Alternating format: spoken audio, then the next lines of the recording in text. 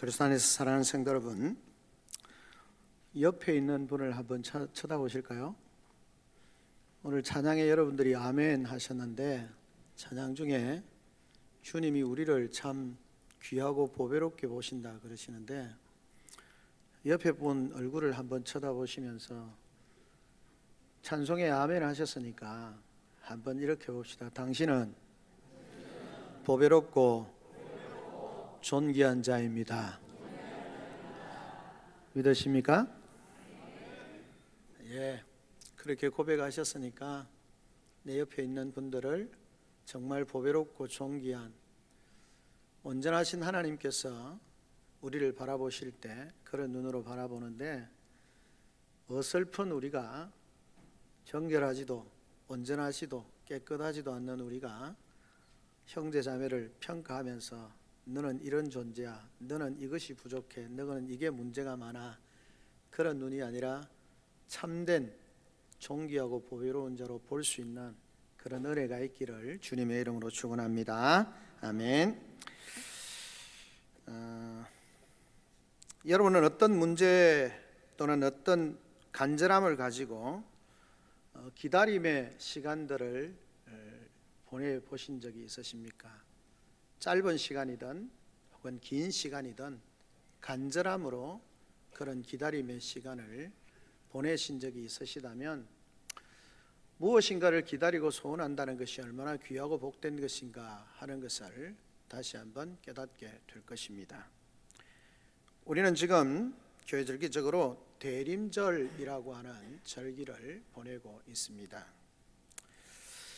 예수님께서 이 땅에 육신의 몸을 입고 오신 그런 성육신의 사건, 즉 첫 번째 주님의 오심을 기억하고 또 축하하고, 동시에 미래에 다시 오셔서 우리의 모든 구원 사역을, 즉 하나님의 온전한 구원 사역을 완성하실 두 번째 주님의 오심에 대한 그 오심을 간절히 기다리는 그런 절기이고 시간입니다.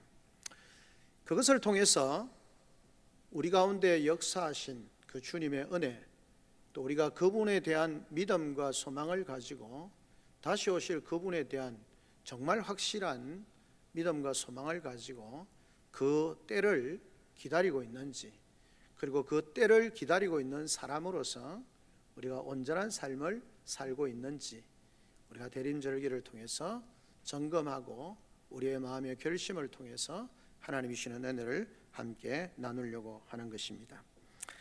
말씀드린 것처럼 대림절은 과거 성육신하신 그런 주님의 구속사역의 의미에 대한 묵상과 함께 또 미래에 이루어질 그 주님의 사역의 완성에 대한, 그 완성이 무엇인지에 대한 것을 깨달아 알면서 간절히 그날을 갈망하는 그런 마음, 그런 시간, 그런 때를 우리가 잘 보낼 수 있기를 바라면서 함께 말씀을 전하는 것입니다.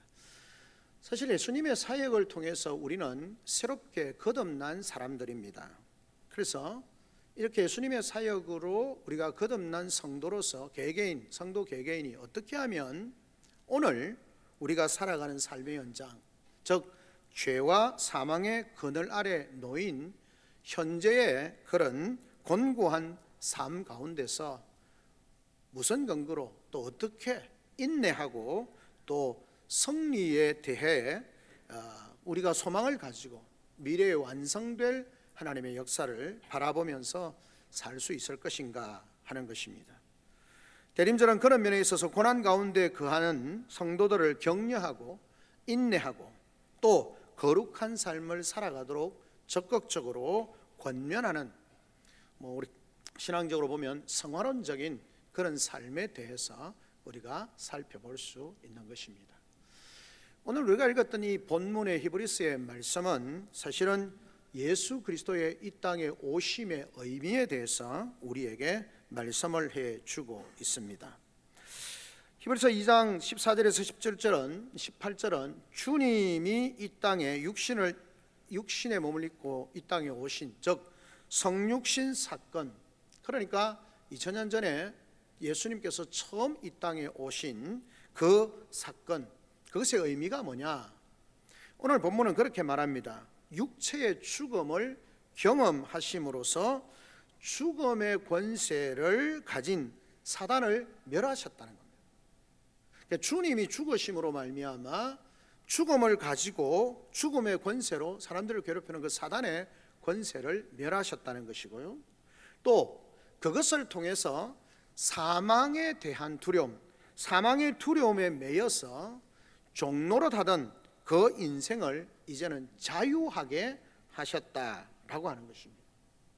그 일을 위해서 모든 면에서 우리와 동일하게 되신 예수 그리스도께서 자신의 몸을 희생 제물로 드려서 결국은 인생들의 죄의 문제를 근본적으로 그렇게 해결하셨다는 것이고, 또 대제사장이신 그분이 해결하셨을 뿐만 아니라 주님이 다시 오셔서 그것을 완성하실 때까지 인생의 그 죽음과 고난과 모든 삶을 경험하신 주님께서 인생들이 이 땅을 살아가면서 경험하는 죽음의 고난을 동일하게 경험하셨기 때문에 그들이 당하는 시험과 고난과 어려움과 이 모든 일들에 대하여서 주님이 우리의 모든 상황을 완벽하게 이해하시고 우리를 도우실 준비가 되어져 있으시다 라고 하는 것입니다.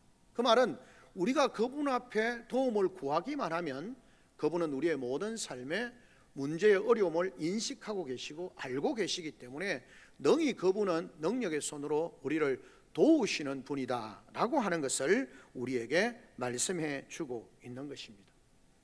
그리고 이 본문을 통해서 말하고 싶은 것은 이 땅에 오신 주님의 사역을 결국 죄와 사망의 문제를 다루기 위해서 주님이 구체적으로 행하신 행위, 구원의 행동으로 설명을 하고 있는 것입니다. 이 구원사역에 대해서 주님은 우리와 동일하게 육신을 입으심으로써 우리 인생의 궁극적인, 하나님 없이 살아가는 인생의 궁극적인 목적지인 죄와 그 사망의 근원이 되는 그 문제에 대해서 주님이 해결하시고 또 해결하셨기에 우리가 인생을 살아가는 날 동안 그런 어려움 가운데 있는 이들을 충분히 하나님이 도우시고 도우시기를 원하시는 분이다 라고 하는 사실을 우리에게 말씀해 주고 있는 것입니다. 그렇게 보면 오늘 우리가 했던 이 주님의 성육신 사건은 하나님의 자녀들, 오늘 성경에 보면 우리가 읽지는 않았습니다만 13절에 보면 그렇게 말씀합니다. 하나님께서 내게 주신 자녀들. 근데 이사야 8장 18절의 말씀을 인용해서 하는 말인데요, 하나님의 자녀들이라고 말하고 뒤에는 또 아브라함의 후손이라고 말하고 또 혈과 육을 가진 인생들이다 그렇게 말하고 있습니다. 그래서 성육신 사건은 하나님의 자녀들, 그리고 그 하나님의 자녀들을 예수님께서는 자신이 하나님의 첫 아들이 되시고 그리고 그 안에서 구원받은 모든 성도들을 형제 자매들이다 라고 그렇게 말씀을 하시는데, 그 형제 자매를 향한 그런 깊은 사랑과 은혜의 표현이다 그렇게 말합니다. 즉 성육신 사건은 하나님께서, 예수 그리스도께서 우리를 향한 은혜와 사랑의 표현으로 나타나신 것이 바로 성육신 사건이다 라고 그렇게 말씀을 하고 있는 것입니다. 어떤 의미에서 그러냐, 제한된 육체를 입고 그 육체의 연약함과 죄악됨을 인해서 죽을 수밖에 없는 인생들을 위해서 주님은 모든 면에서 인생들과 똑같이 되셨다라고 하는 것입니다.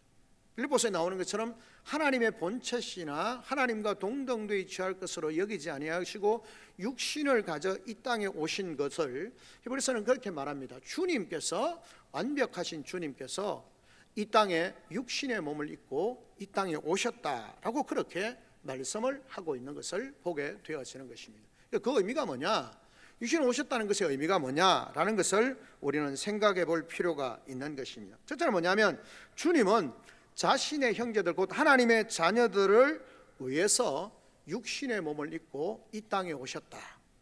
육체의 한계와 사망의 저주로부터 그들을 구원하시기 위해서 육신의 몸을 입고 오셨다라고 그렇게 말씀합니다.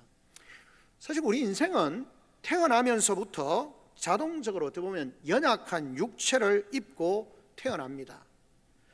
근데 반해서 주님은 어떻습니까? 비록 연약한 육체의 모습으로 오셨지만 사실 그 주님은, 하나님이신 그분은 그런 연약함과는 전혀 상관이 없는 자유로우신 그런 신적인 존재이십니다.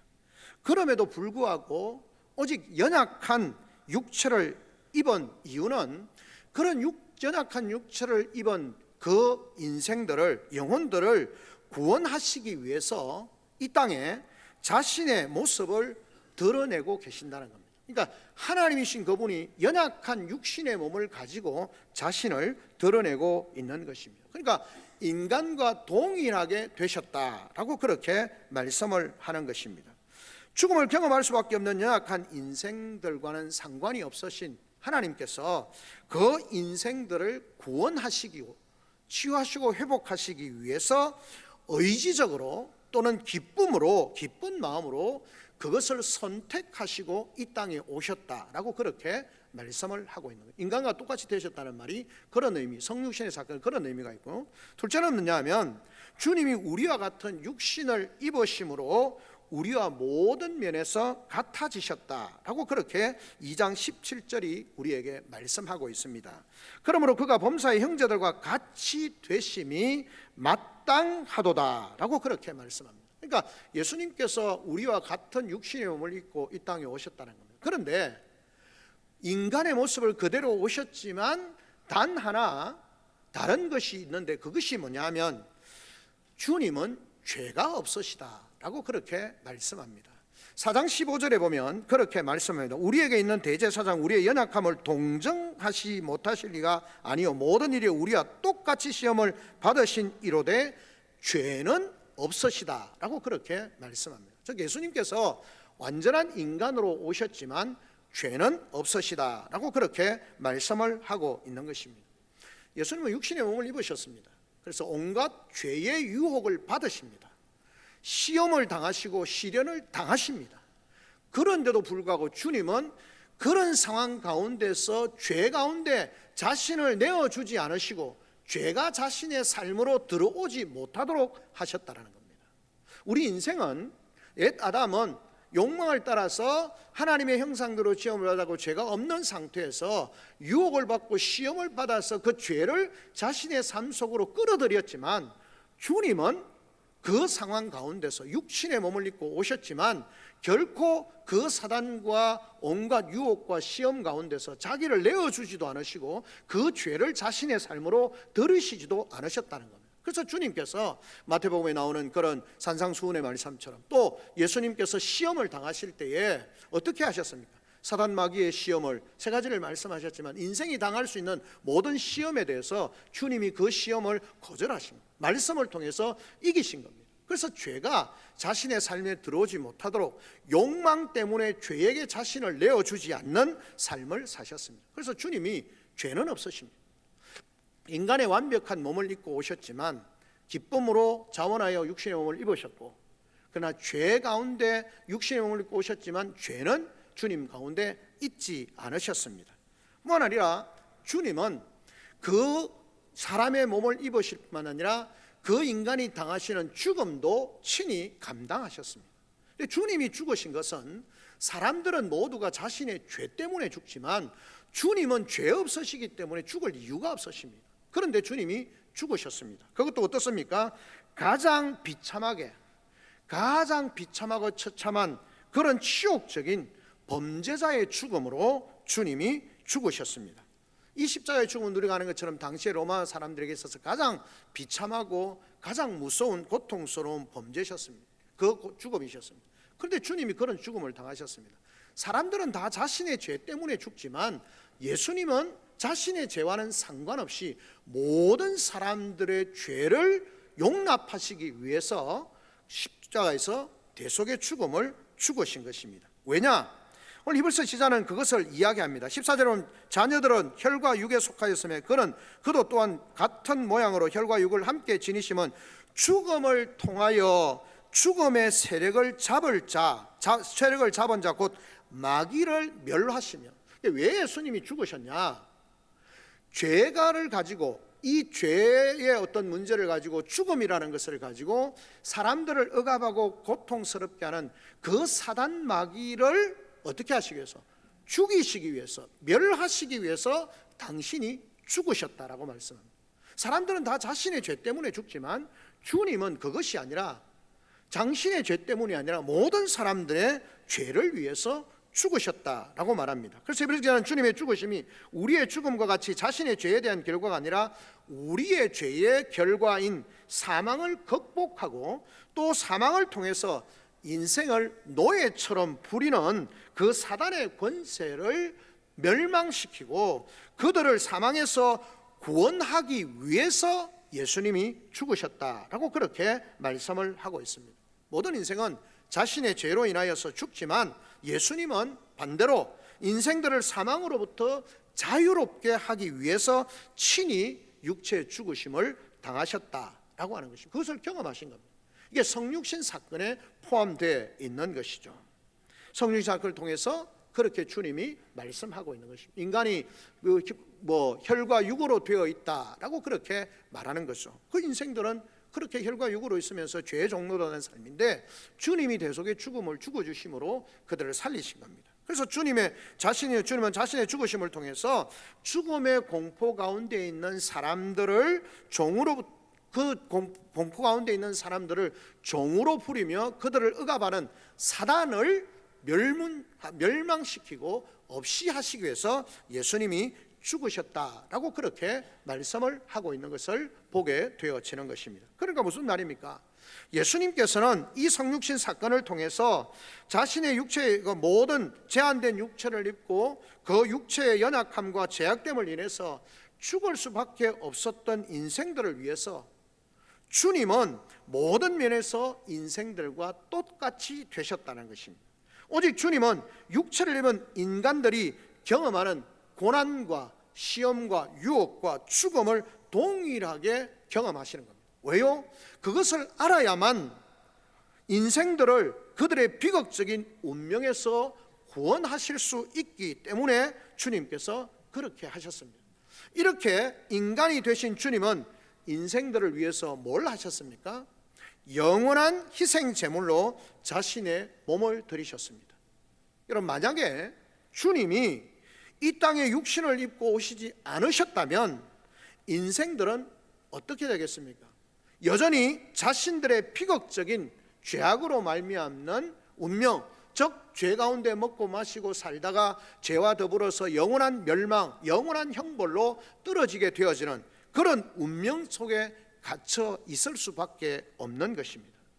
그런 면에 있어서 주님의 첫 번째 오심은 우리의 구원을 어떻게 하십니까?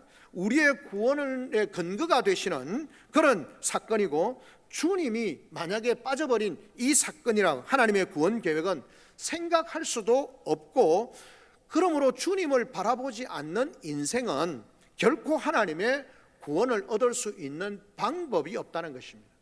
그래서 말씀합니다. 예수 그리스도를 믿는 인류에는 구원을 얻을 길이 없습니다. 예수 그리스도 외에는 천하 인간에게 구원을 얻을 만한 다른 이름을 주신 적이 없다라는 것입니다. 그러니까 예수님께서 성육신 하신 사건은 우리의 구원의 근원이 되는 사건이다라고 하는 사실을 우리에게 말씀하고 있는 것입니다. 두 번째는 무엇입니까?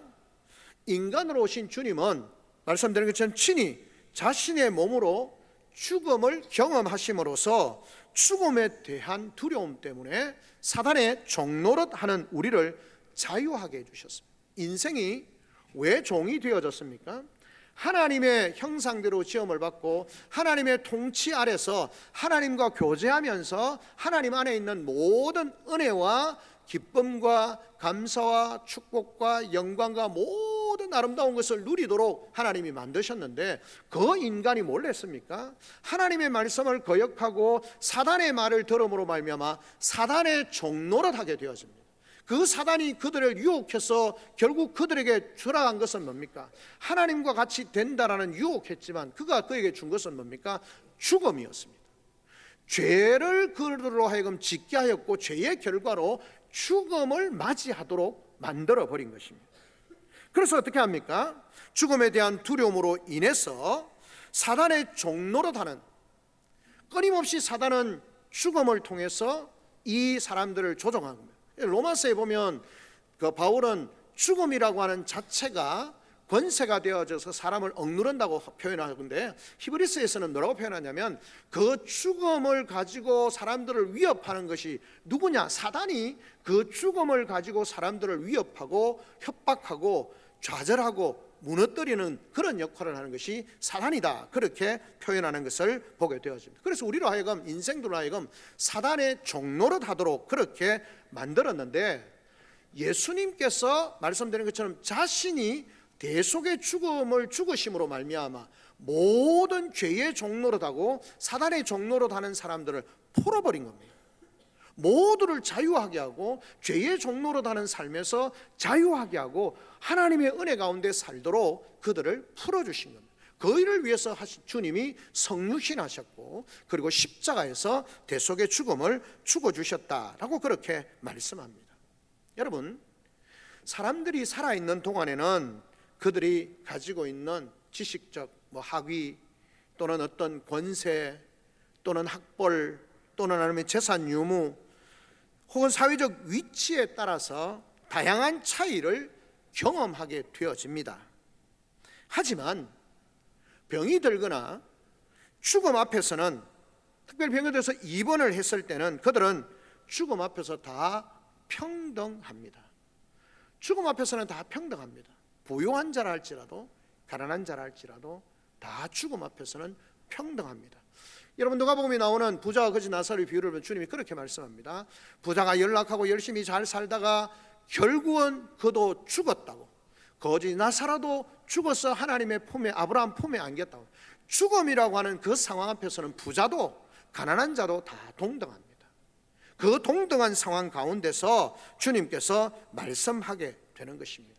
그 사실을 뼈저리게 느끼는 거죠. 비록 아픈 사람들이 아직까지 그렇게 살아계시니까 돈이 있어서 더 좋은 병원, 더 좋은 환경, 1인실에 2인실에 좀 가난한 사람은, 재정적으로 부족한 사람은 6인실에 이렇게 전혀 다른 환경 속에 서 있을 수도 있습니다. 그러나 사실은 죽음이라고 하는 것 앞에서는 모두가 아무런 차이를 만들어내지 못한다는 것입니다.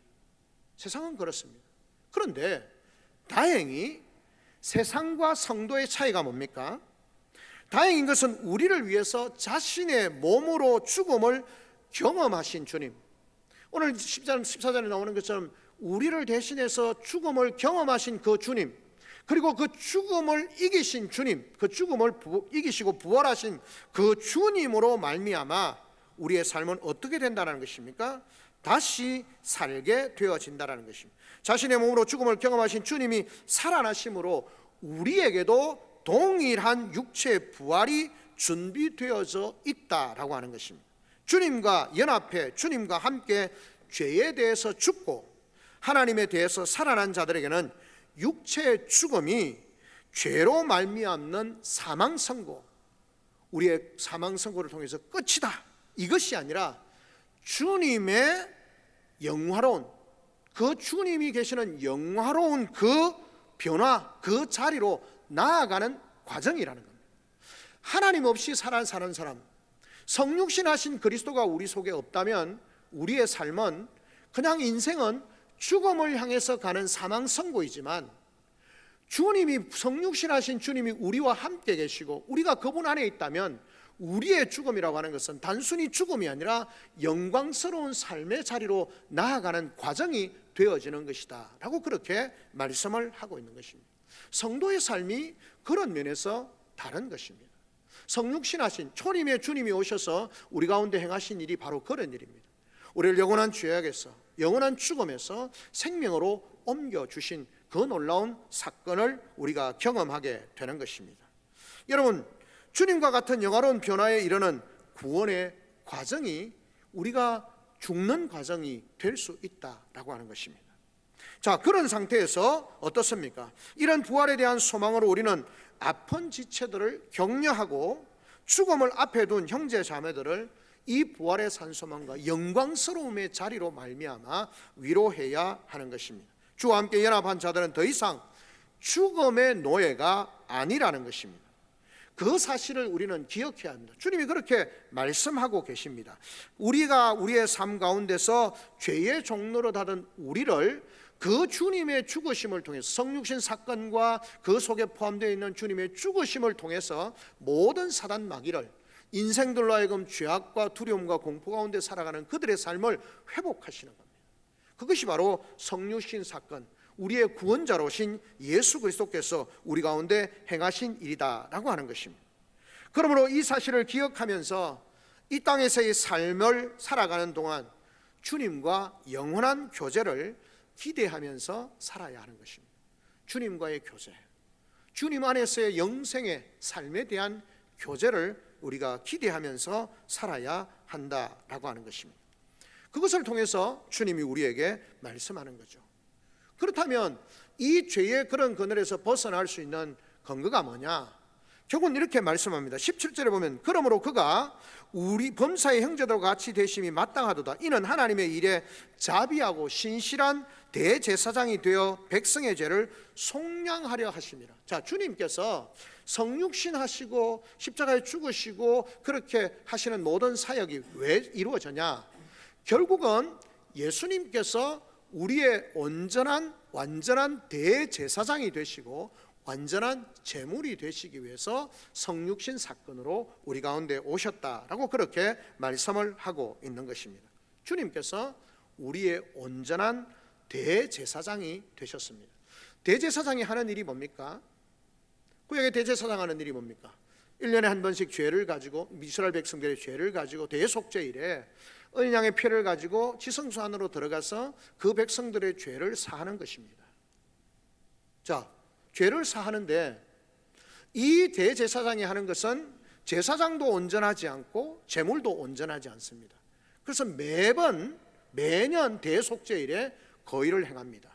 그런데 성경은 예수 그리스도를 온전하신 대제사장이라고 말씀하시고 어린 양의 피가 완전하지는 않습니다.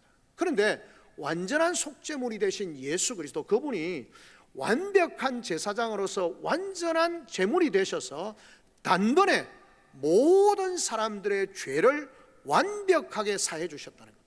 예수 그리스도께서 이 땅에 성육신으로 오신 사건은 바로 모든 인생들의 죄를 완벽하게 한 번에 정리하시기 위해서, 그리고 죄를 이기시고 그 죄 가운데 있는 자들을 구원하시기 위해서 우리 가운데 오셨다는 것입니다. 그런데 그 대제사장이 어떤 분이십니까? 자비하고 신실하신 분이다라고 그렇게 말씀을 하고 있습니다. 자비하시고 신실하신 대제사장이 되신 그분이 오셔서 어떻게 합니까? 백성의 죄를 속량하려 하십니다. 제사장은 때때로 그 지성소에 들어가지만 죄를 속하지 못하고 죽을 수도 있습니다. 자신의 완벽하지 않는 삶 때문에 하나님이 그 죄를 보시고 그를 치시기도 하십니다. 그런데 예수 그리스도는 완벽한 제사장이 되시고 완벽한 희생 제물이 되셔서 모든 백성들의 죄를 속량해 주신다라고 그렇게 말씀을 하고 있는 것을 보게 되어지는 것입니다. 만 아니라 그 주님은 앞에서 말씀드린 것처럼 이 속량 제물이 되신다는 것은 제사장은 하나님과 사람 사이의 중보자가 되시는 거죠. 희생 제물이 되시는 겁니다.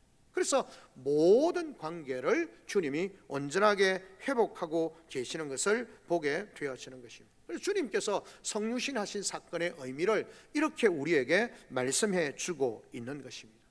자, 그런 정도에서 끝나는 것이 아니라 그 주님의 성육신 사건은 이것을 통해서 우리를 완전하게 구원하실 뿐만 아니라 18절에 말하는 것처럼 그가 시험을 받아 고난을 당하셨은즉, 이 말이 무슨 말이냐면 예수님께서 완전한 인간의 몸을 입으시고 이 땅에 오셔서 온갖 시련과 온갖 고난과 온갖 유혹과 모든 것을 다 당하신 분이시기 때문에 이 땅에서 믿음의 삶을 살면서 당하는 시련과 시험과 고난과 모든 것들을 당하는 이들을 주님이 알고 계시고 그들의 고난과 고통이 얼마나 큰지를 이해하고 계시는 것입니다.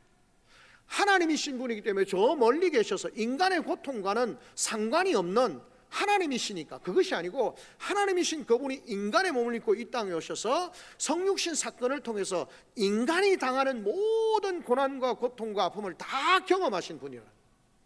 그래서 그분이 이 땅 가운데서 고난을 당하는 자들을 어떻게 하신다 그럽니까? 시험을 받는 자들을 능히 도우실 수 있느니라.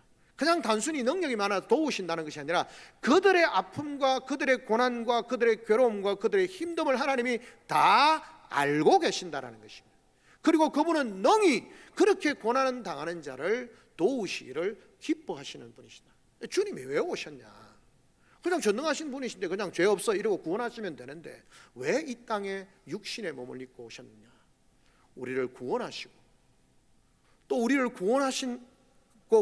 구원하셔서 하나님 백성 삼으실 뿐만 아니라 하나님의 백성으로 완전한 하나님 나라가 이 땅 가운데 이루어지는 날까지 믿음의 삶을 살아가는 그들이 이 땅을 살아가면서 앞에 말하는 것처럼 하나님의 백성들이지만 하나님의 자녀이지만 혈과 육을 가진 자로서 온갖 시련을 당하고 어려움을 당하고 고난을 당하고 죄와 사망의 그런 두려움 앞에서 살아갈 수밖에 없는 그들을 능히 도우시기 위해서, 그것을 미리 하나님께서 도우시고자 하는 마음을 가지고 그들이 당하는 고난을 체험하시고 깨닫고 알게 하시기 위해서 주님이 이 땅에 성육신으로 오셨다는 거예요. 하나님이 저 멀리 계시는 하나님, 나와 상관없는 하나님, 내가 당하는 고통과 내가 당하는 어려움은 전혀 알지 못하는 전능하신 하나님. 우리가 아니 부자들이, 가난한 사람들이 뭐 이렇게 저렇게 이야기하면 뭘 그런 걸 가지고 걱정하냐, 자기들은 부자니까 가난한 사람들의 고충을 알지 못해서 말하는 그런 관계가 아니라 그 완전하시고 온전하고 부유하신 하나님이 정말 가난하고 고통당하는 우리의 인생을 아시고 깨닫고, 물론 다 아시지만 인간에게 보여주시는, 내가 너희를 사랑하고 내가 너희를 이해하고 내가 너희를 돕기를 원하고 너희가 나 죄를 지어서 망하게 되어졌지만 그럼에도 불구하고 나는 너희를 사랑하고 너희를 이해하고 너희를 돕기 위해서 성육신 사건으로 이 땅에 오셔서 인간이 당하는 모든 괴로움과 고통을 다 친히 당하신 그분이 우리의 형편을 다 아시기 때문에 능히 우리를 도우시기를 기뻐하시는 하나님이시다라고 그렇게 말씀하고 있는 것입니다. 그것을 오늘 본문이 말씀합니다. 주님이 준비하신 최선의 것들을 우리는 맞이하게 될 것입니다. 언제요? 주님이 다시 오실 그날이에요. 대제사장인 주님이 지금도 하늘 위에서 우리를 위해서 중재하시는 일을 멈추지 않으시고, 또 그렇게 하신 이유는 현재의 고난에도 반드시 끝이 있다는 것과 그 끝날에 주님이 예비하신 영광스러운 것을 우리가 받게 될 것이다 라고 하는 확신 가운데 살아가게 하기 위함이라는 것입니다. 사랑하는 성도 여러분, 성도의 삶은 비록 육신이 날로 그렇게 쇠하고 쇠퇴해가는 그런 것을 부정할 수가 없습니다. 그런데 단순히 쇠퇴하는 것만으로 보는 것이 아니라 쇠퇴해도 미래에 있을 부활의 소망과 하나님과의 완전한 연합을 소망하는 삶임을 기억해야 합니다. 노아 여강처럼 우리는 늙어가는 것이 아니고 익어가는 것이다. 사람들은 그렇게 위로를 하려고 합니다. 진정한 위로는 성도들에게 하나님의 말씀 가운데 있습니다. 우리의 육신은 날로 쇠하고 날로 쇠퇴해가는 것처럼 보이지만 그것은 미래에 하나님께서 우리에게 허락하신 영원한 영생의 부활과 그 하나님과의 완전한 연합을 기대하는 삶이 되어지는 것입니다. 그렇게 보면 성도의 삶은 하루하루 육체의 기력이 하루하루 쇠함으로 인해서 생명이 고갈되어지고 소진되어지는 삶이 아니라 하나님을 만날 날을 향해서 한 걸음 한 걸음 더 걸어가는 희망의 삶이라는 겁니다.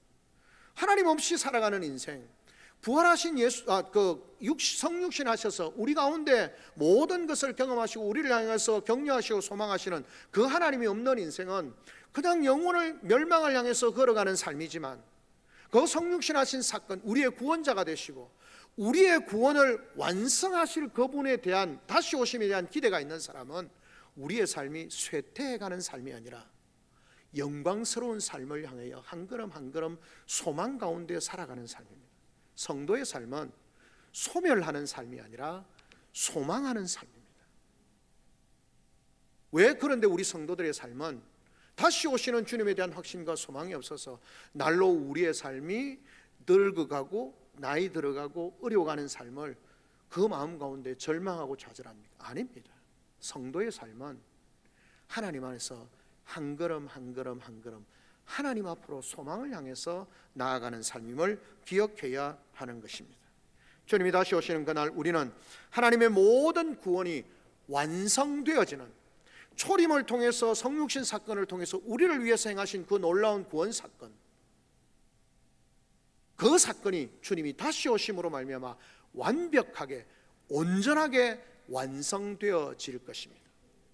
그 구원의 날에 우리 모두는 하나님 앞에 기뻐할 것이고, 우리의 고린도전서에 나오는 것처럼 우리의 죽을 몸이 죽지 아니할 영생으로 더입혀지고 죄악되고 부패한 세상이 새롭게 회복되어지는 새 창조되어지는 것을 목격하게 될 것입니다.